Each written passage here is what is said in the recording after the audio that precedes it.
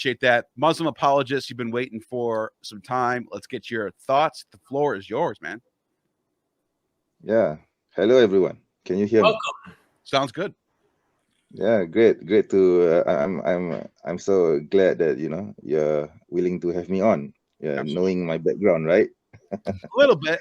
I know you and my buddy Paste Prophet go back and forth and have some, but that's between you two. So I don't, you haven't done anything wrong to me yet, so I don't know, but yeah. I'm just going to tell you the truth. He's an idiot. All right. Okay. So anyway. Well, that's my friend. Yeah. My friend. So I don't want to talk about him. But let's stay on the issue. Yeah. It's fine if you're friends with him, but yeah, my opinion that he's an idiot. Okay. But anyway, going back to the I guess to your topic here, I'm not going to connect it with Islam much, but I'm just going to state my views or my belief about Jesus. Right. So based on what we already know about Jesus, the early Christians, the records that we have. And I've also asked several questions with the super chats, right, on your channel, right, Neil? Yeah. And I've also learned a lot from Derek's channel as well, ironically. And based on what we have seen, I believe as a Muslim, I believe that the Christians, I don't know whether it was Paul, it could be Paul. Okay, I believe that Paul especially has perverted the true message of Jesus. Okay, I believe that Jesus was truly a messenger of God, as mentioned in the Quran.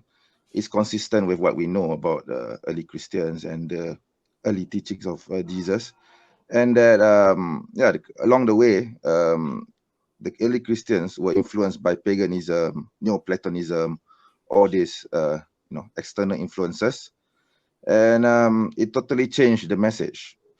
So what Jesus preached in Matthew, I can't remember the exact verse. I think it was in Matthew, where Jesus says that he was going out to preach the gospel of the kingdom of God. That original message has changed throughout the decades after Jesus' ascension. I as a Muslim don't believe that Jesus was resurrected, by the way. I believe he was saved.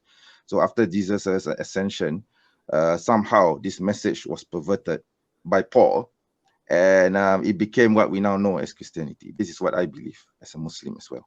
Yeah. Interesting. Anyone want to respond to that?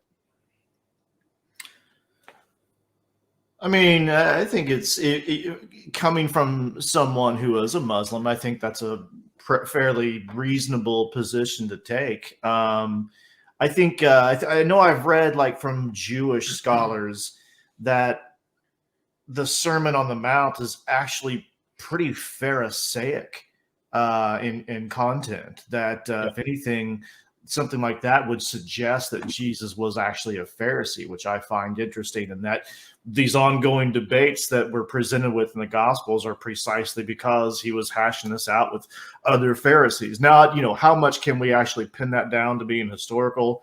That for me is another question, but it's just something I find interesting. I definitely agree I think there's an easy way of being highly critical of other religions with other positions. And I definitely agree that there is a change taking place even on the meaning of the kingdom of God, the apocalyptic message.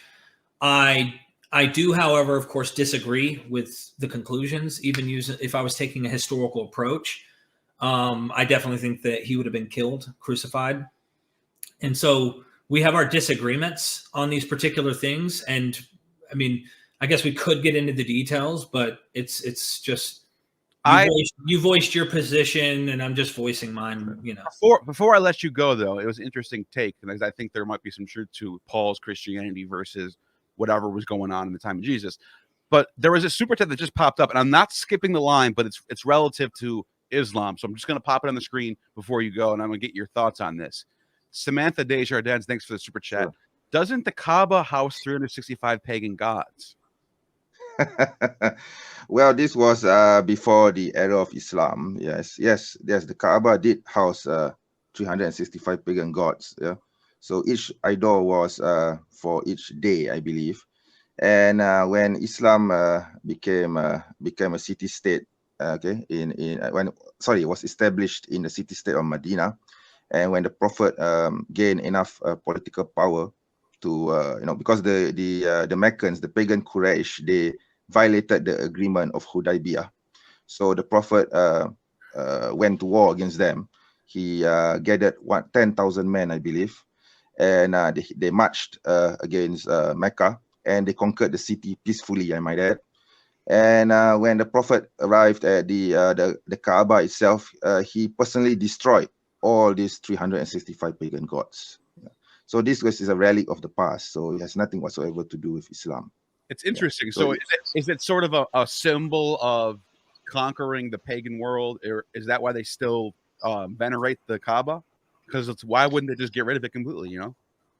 No, from our perspective, we believe that Kaaba was built by Abraham and his son Ishmael, and the pagan Arabs throughout the centuries after the passing of Ishmael, they corrupted the house of Kaaba. They desecrated it, and they turned it into a pagan house. And so when Islam came, the Prophet purified it and restored it to the true religion of Abraham. This is what we believe as Muslims. All right, that makes sense. And yeah, I mean, I think you got a good point about Paul's Christianity versus whatever was going on in the point. Yeah. But thanks for your input. Anything else you want to say? Thanks for having me. Yeah, no, thanks for having me. And I would like to invite you and all of you to my channel. If I were to have a live stream, please do join in. I would love to hear your views. Okay. Email me. We'll set it up for sure. I also think it's okay, so, yeah, sure. So may I know where's your email, by the way? It's on my page on the about. All right. Okay. I'll email you too, Derek, if you're interested, right? And all right, email me. If I have the time, I'm always non-freaking stop, Derek, you have something to say before he goes? Derek? Oh, I was just going to say, I think it's interesting what you say about Paul and about, the sort of pagan or Hellenistic admixture that came along with him. I think it's an open question, really, of how much did Paul innovate and how much did he actually just inherit? Because we know that Judaism was already pretty darn Hellenized by the time Christianity even came onto the scene. So, it probably would have been some form of Hellenized Judaism to begin with. But that doesn't mean that Paul, in selling this message to Gentiles, didn't take it even further. So it's just an open question, really. It's interesting to think about. Yeah, it's always open to debate, right? Oh, and one more thing. I just thought of this too. Monotheism was popping in the first century. They were called the Hypesterians all over Asia Minor.